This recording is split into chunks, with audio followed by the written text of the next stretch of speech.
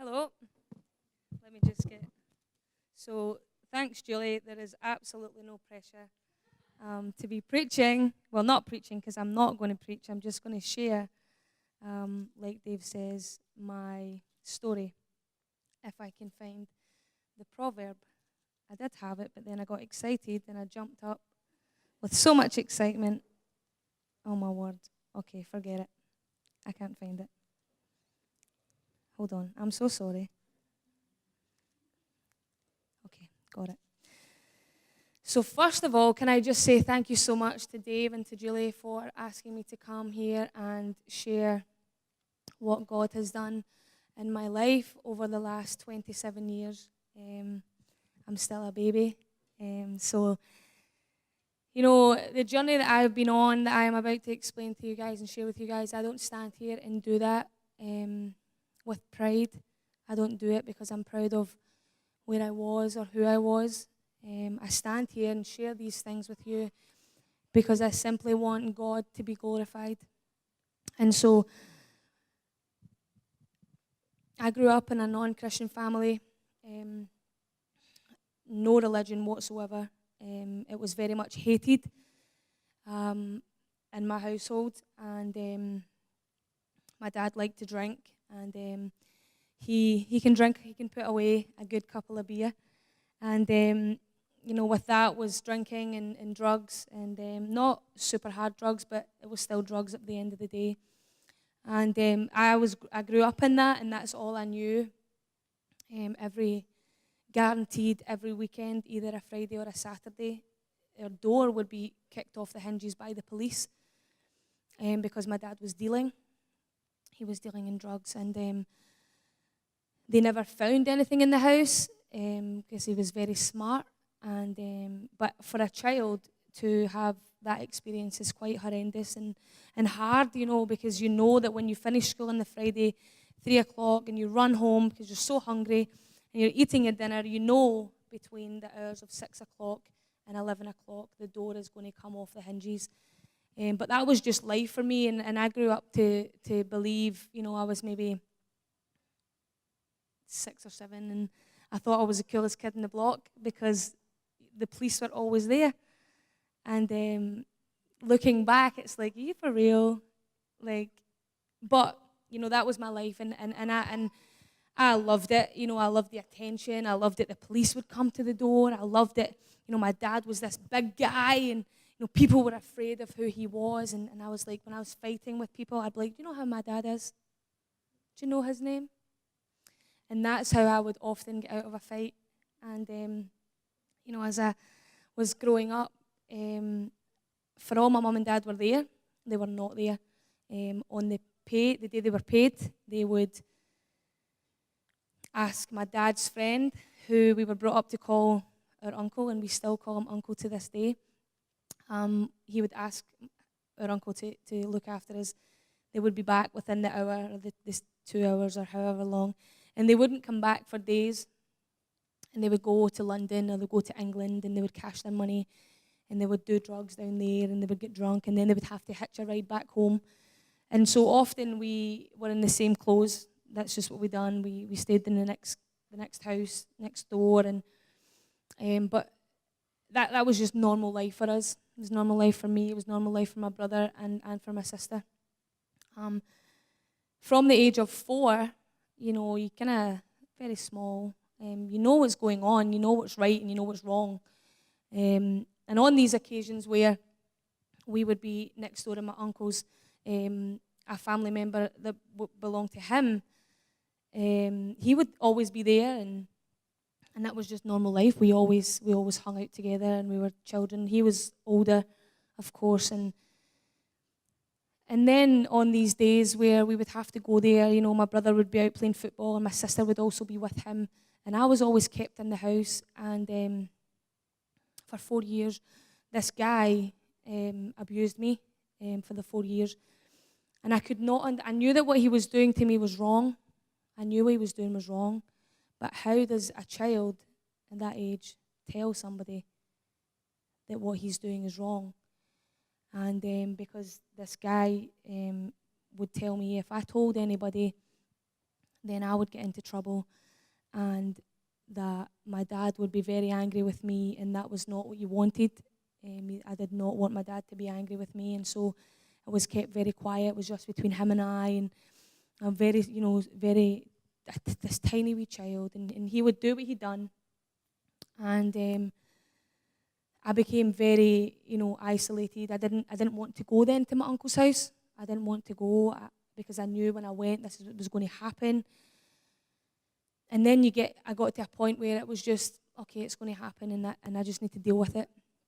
But when I was 8, I would often wonder in that 4-year period why nobody would protect me, because I was just this child, and I just wanted to be protected. I just wanted somebody to say, what he did was wrong, and nobody did, because nobody knew. But when I was 8 years old, thank the Lord, things came to the light, and I thought, oh, now he's a dead man. But he wasn't. For me, as an 8-year-old child, when people find out that this happened to you, there was nothing. I mean, I expected him to be beat up, or I expected my dad to be angry and to beat him up, but he didn't. And I don't know the reasons why he didn't do that. But for me, in my eyes, there was no protection at that point. There was none. And I remember sitting in my bedroom, and I would cry, and I would think, that it's my fault now, because all I was told was, if I see him, not to speak to him. And I just had to walk by. That was all that I was told. And I just wanted somebody then, because people knew, and I wanted somebody to know, or to come to me and say, that was wrong what he done, and it's not your fault, but they didn't. And so when I was a child, I really enjoyed playing football, and that was my escape. I played football, but with the whole, dealing with all, because you carry that, and so I became very angry, and I became, I would want to fight with everybody, and I would shout at people. And when we were at primary school, we didn't have the best of clothes. We didn't have the newest trainers, and often, I wore my brother's clothes that were passed down, and we were bullied, and I thought, you know what, I'm not putting up with this. They obviously, people who were bullying me at that point were obviously, these big people that people were afraid of. And so I then became a bully, because I thought, well, if I'm not going to be afraid of nobody. And in my mindset it was, well, nobody's going to protect me, and so I'm going to protect myself. And I would look for people who were vulnerable, and I would look for people who, didn't have the nicest trainers like me, or, the best outfit, and I would pick on them, and I would bully them. I would bully them until they were crying, they didn't want to come to school. I would chase them home, and I would beat them up. It was terrible, the things that I used to do, but I was so angry. I was angry at people. I was angry at my dad. I was angry at my mum. I was even angry at my uncle. And I was angry at this guy. I was angry. I just became so angry. But when I played football, none of this even mattered. I went into this, my own wee world, and that was where I was happy. It was where I was safe. It was where I didn't have to go through anything. I played football, and I played it every day, and I was very good at playing football. I was very good at football, and I went to Barcelona to play, and still very angry, carrying this baggage. And when I was in Barcelona, I thought, okay, let's go down to the pub, and we'll have a wee drink, and that's where, I decided to drink. I started drinking at the age of 12, and I was okay. I would have a couple of shots or whatever was going, and then we would go back to the hotel, and I had an injury, and I had to come home. So I'm carrying all this baggage of abuse, and I'm carrying this baggage of the police coming to the door, and this fear, but at the same time, I had to just be brave. I had to just put that face on and be like, this is it. I'm not this person. I'm strong, and I'm fierce, and I'm ready for a fight. And I'm rough, and I'm tough. And I had to have this face on. And so I came back home from Barcelona, age of 12. My whole football career down the drain. And I thought, I'm just going to start drinking. And I would, hang about with the crowd of people that were in my estate. Time for exams in school, didn't sit any exams. My dad said to me, do you think that you're going to pass your exams? I said, absolutely not. He said, pack your bag, you're going on holiday. And so we went to the caravan, didn't sit any exams. And then when, 12, 13, I'm drinking, I'm enjoying life, life's good.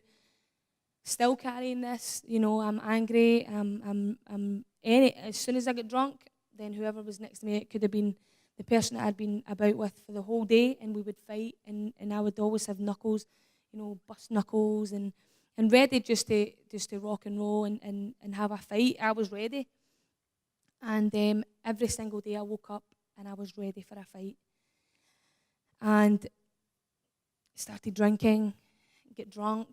I would wear, baggy tracksuits, and I learned when I knew that I'm not wearing hand downs. I need shoes, and we would get shoes, and I would wear all this baggy stuff. And looking back, yes, it was comfortable clothes, but looking back, it was a protection, because I didn't want anybody to find me attractive.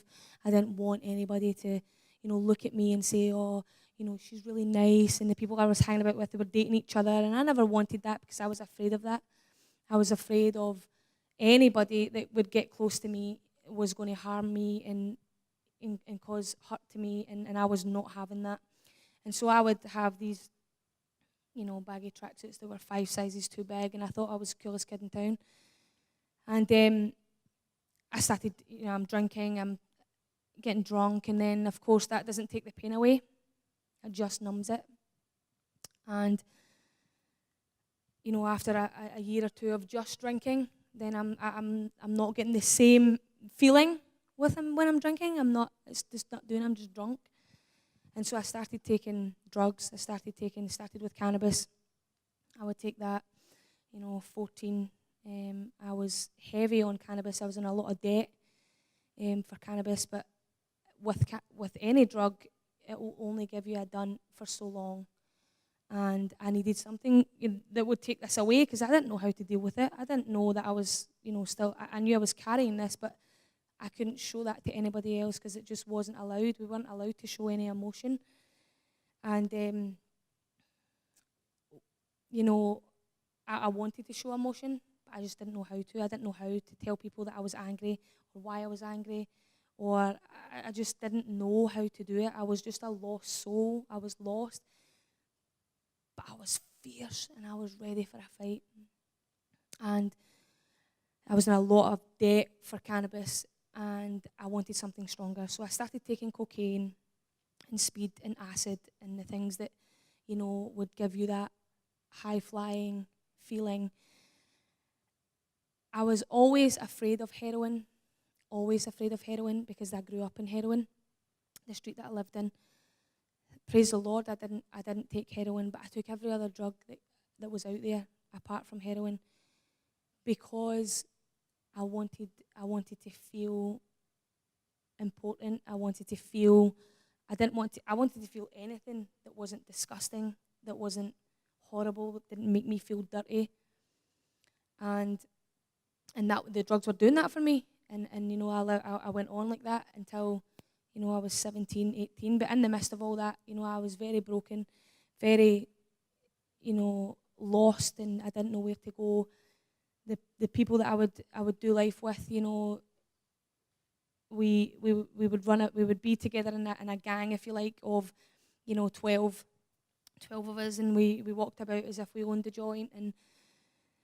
But they were just as broken as me. I don't really know if they went through the same thing, but they were just as broken as me. And they started committing suicide. One would commit suicide, and we would be like, what's going on? Like, oh my word. And then another one, and another one. 9 of them committed suicide. I didn't know at the time that, I guess you call it this day and age, is a suicide ring, and I didn't know that. I just knew that my friends were committing suicide because they were in a pit of despair. And I'm thinking, if they're just as broken as me and that's their way out, then that's the only way out. And so on 3 different occasions, I tried to take my own life. And as you can see, it didn't work. And I was so mad. I was so mad because I didn't want, I came to a point in my life where I didn't want to drink. I didn't want to get drunk. I didn't want to take drugs. I just wanted to be okay. And I was far from okay. And my friends, for me, that was their way out, and that was the only way out. And I was mad because I couldn't even do that properly. I could not even take my own life properly. And I would sit in my bedroom and I would be mad. I would be furious because I'm thinking, I can't play football anymore. I don't dress like a female. I don't dress like a girl. I dress like a guy. And so I couldn't even do that right. I couldn't even take my own life right. I couldn't do it. I couldn't do nothing right. And in my mind, there was nothing that I could do that was right. I deserved to be in the gutter. And that was my mind for a very long time. And I used to sit in my bedroom and I would think, I just don't want to be here. I just don't want to be here. I just want to die. And how are they dying? And how can they do it? What did they do that they did it? I mean, they can even do it. And I can't do that right. I can't even take my own life. And I became, to people, I was very, confident and very happy. But when I went to bed at night, I was very sad and very lonely and very broken. And thank God that there was a church, round the corner from where I lived, and that was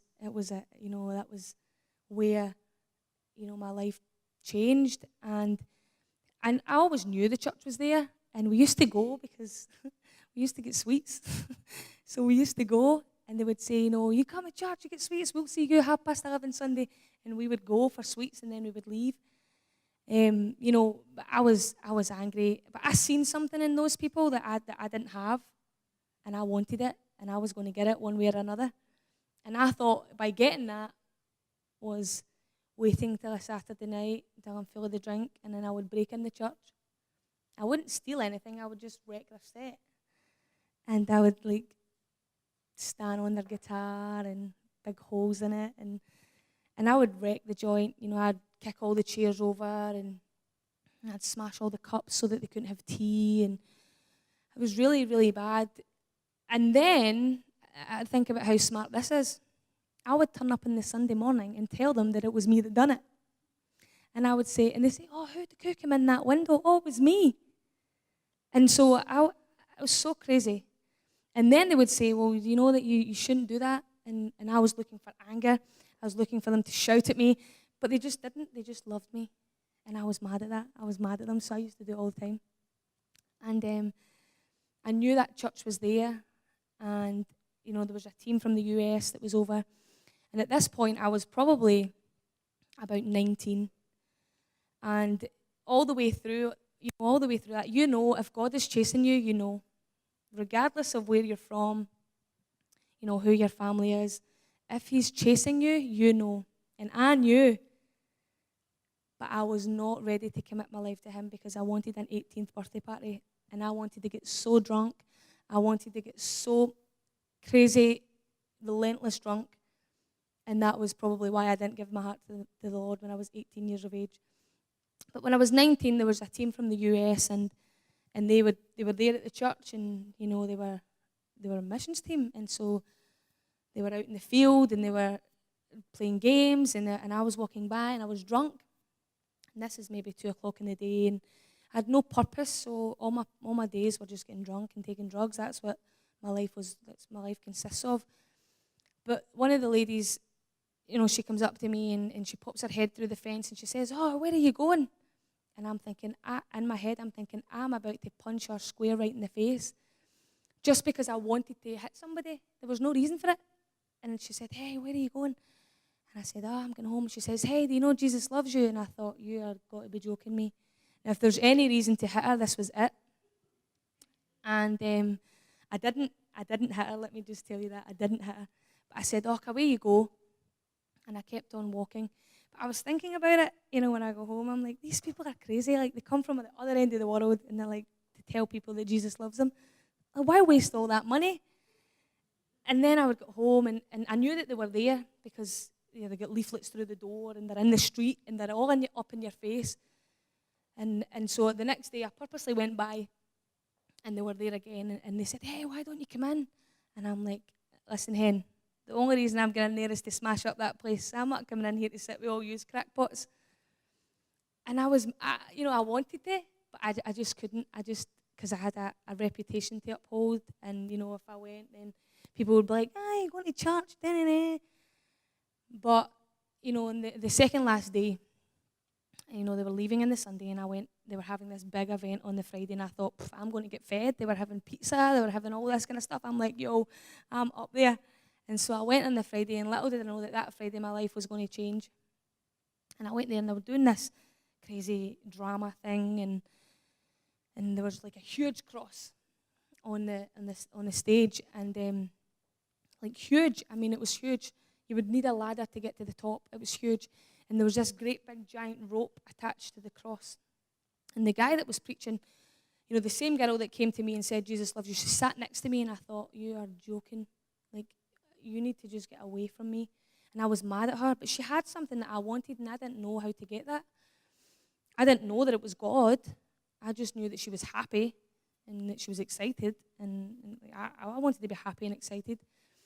And the guy that was preaching, he said, it doesn't matter. It does not matter where you are, and it doesn't matter how far away you go. The cross always stays. And so it's just as easy for you to walk away. It's just as easy to come back.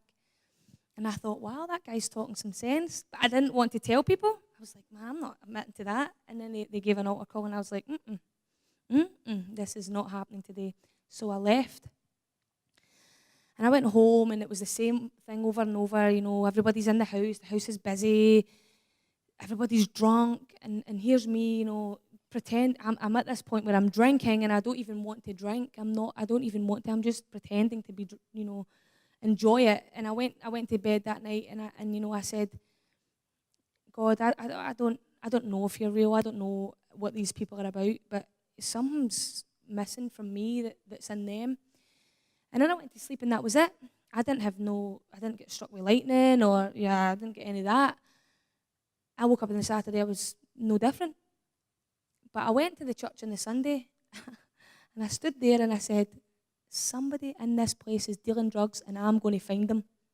Man, they were all excited, they were all dancing, they're all jumping about, it was like a rave.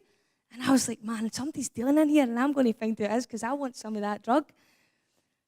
But that drug that they had was God. And that's what I wanted. That's what I was searching for. And so, I went to that church. I gave my heart to the Lord, and I went to that church for a long time. And it was great. I did children's ministry. I did youth ministry where I met Dave and Julie. And, God totally transformed my life. But let me tell you, it was not an overnight thing for me. I'm still on that journey of, when things get tough and they're all up in your face, the first thing for me to do is to go to the shop and get a carry out and get drunk. Praise the Lord that, I have people in my life that keep me accountable, and that I can go there and say, I'm really struggling. Can you pray for me? And from that day, I'm not going to stand here and say I haven't been drunk, because I have. I'm not going to stand here and say that, God transformed my life there and then, because it wasn't. I'm still on that journey, and I've been a Christian for 6 years. I'm on that journey, and, God is so good. He's so good, and because you're a Christian, it does not mean that life is all rosy. It doesn't mean, I thought it was. I thought when you became a Christian, all your troubles are going to go away, and you're going to live happily ever after. I thought that, you're not going to have to deal with anything, because God will deal with it. For me, sometimes being a Christian's hard. Harder than not being a Christian. Because when I wasn't a Christian, and I was living this chaotic life, I didn't have to deal with anything. I just get drunk. And then the next day, if I had to deal with it, I just get drunk again and drunk again and drunk again. But, God wants us to work through things in our life. Because I gave my heart to the Lord doesn't make me any better than anybody sitting here. Because I was at that church for a long time, but that God doesn't call you to places and keep you there. Sometimes He does, and sometimes He doesn't. But relationships started to break down in the other church, but can I tell you something? I don't go there anymore, and I go to Harvest Christian Fellowship. I've been there for 4 years, come and go 4 years. But can I tell you something? I will be forever thankful to those people in that other church, because it was there where my foundation in the Lord started. And regardless of what happened and who was involved in that, God used me in that place, and He used those people. But now it's very difficult, being a Christian. My family are not saved just yet, but one day they will surrender their life, because the Bible tells us that every tongue will confess and every knee will bow and declare that He is Lord. And I stand on that. But it's difficult. It's difficult to be the only person that is a Christian. So I don't know if any of you guys are the only Christian in your family, but my encouragement to you guys is hang in there. Hang in there. When it is tough and you are racing against the tide, then know that God has got your back and He's also got their back. If you love them, think about how much He loves them. He loves them way more than you. And so I know that you guys have been reading from Proverbs, and I just really want to quickly share this thing that means so much to me, because we can have a mindset of where we're going and what we're doing, and God says, oh really? I'll show you. And so in Proverbs 16, it says, in verse 9, it says, people may make plans in their minds, but the Lord decides what they do. And I don't know what you guys are going through at the moment. I don't know what you're thinking. I don't know what plan you're making. But the Lord will decide. And I don't care where you've, not that I don't care, because we do care, but it doesn't matter where you come from. It doesn't matter what age you are. It doesn't matter whether you've been a Christian all your life or a Christian for 6 years of your life, 7 years. It doesn't matter if you've been a Christian a day. It doesn't matter. And God has got a plan for your life, a plan that no man can destroy. No man. Because He has already went before you, and He's already making a path for you, already. Before you were even born, before I was even born, He went and He made a path for me. And yes, I don't believe that I had to go, it was God's fault or in God's plan that I had to go through all that chaoticness. I don't believe that, because it's man's choice. I do believe that God is going to use that to reach people for His kingdom. And so wherever you're at today, whatever you're facing, because that's something we've always got in common. Everybody, whether we know you or whether we don't, everybody faces trials and tribulations. Everybody faces struggles. And so I don't know where you're at. I don't even know if you are struggling. If you're not, great, but if you are, then my encouragement, and this is why I want to leave you guys with this, is that broken things can become blessed things if we allow God to do the mending. Because He will heal you. He has healed me. He has healed me. And I can look at this guy that abused me for 4 years. I can look at him in the face and be okay. And because you know what? He needs Jesus. Just like we all do. And so that's the story of me and where I am. I'm doing children's ministry now, and it is incredible. It is incredible. God will take you on a roller coaster ride that you cannot even imagine. And I have a great imagination, but it's been nothing that I've imagined. And so, God has got great plans for everyone He is. And it tells us in His Word, because one thing I learned is that His Word doesn't return void. And so, put him to His Word. He's got plans and purposes for everybody's life in here, regardless of where we came from, regardless of what we're going through. He has got a plan for your life, a plan to prosper you. And it doesn't matter what men say, because people are going to come against you. People are going to come against you and say, that's not right, or you shouldn't have done that. But God will put people in your path that will encourage you, that will build you up, that will bring you to new levels in Him. He will put people in your path. And so, when you're going through trials and tribulations, remember that God has got your back, that no matter what men say, He has got a plan for you. And He loves you more than words could even describe. And whether you've had a chaotic life or whether you've had a great life, give God the glory. Because then when you give Him the glory, He'll take you to new places. He'll take you to higher places. He'll take you to roller coaster rides that you're like, I am not going on that ride. And I can stand here today not proud of, bullying people, not proud of taking drugs, not proud of, drinking endless amounts of alcohol, not proud of that. But to glorify God, that if He can heal me and He can save me, then He can save anybody. Anybody. Because I was in the pit of despair. I was heading straight to hell. And thank God that I have eternity in heaven. And so can you. So do you, if you allow God to do the mending. Thank you for listening.